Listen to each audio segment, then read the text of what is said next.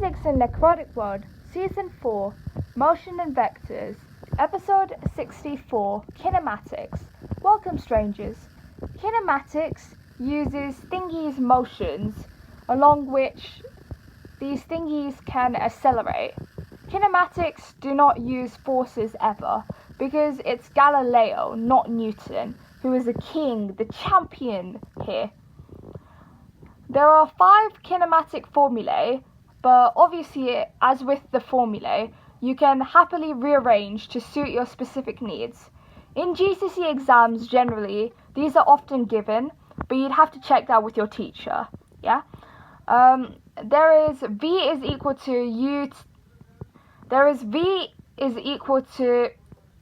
U plus AT, then S is equal to UT plus half AT squared, then S is equal to half U plus V in brackets, U plus V in brackets, multiplied by time, then A is equal to V squared minus U squared all over 2S, then V squared is equal to U squared plus 2AS.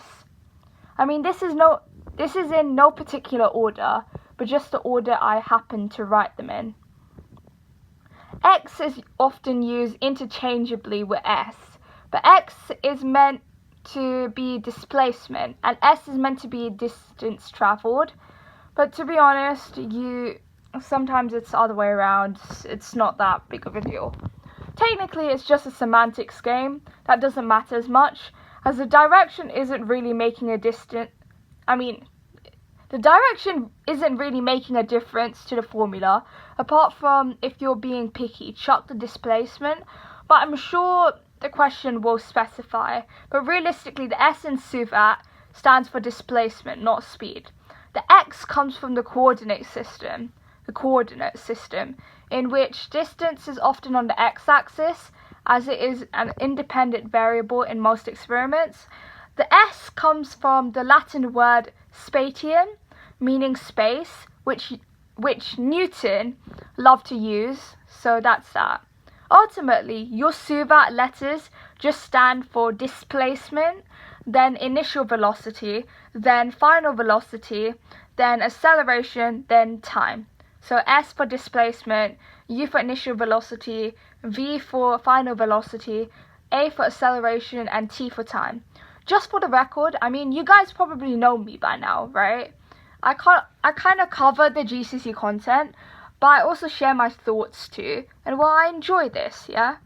I stretch beyond the GCSE too, perhaps sometimes miles beyond, but that is just a feature of this podcast.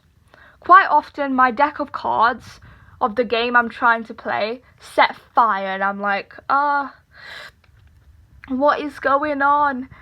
And when they set fire, they just don't stop. They don't stop. They're just like absolute pure chaos. I mean, whether it's good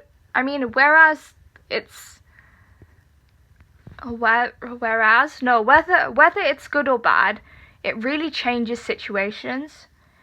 And I feel like that's something to keep in mind generally. Yeah. See you next time at Physics in Necrotic World. This is your host, Rimona. R out.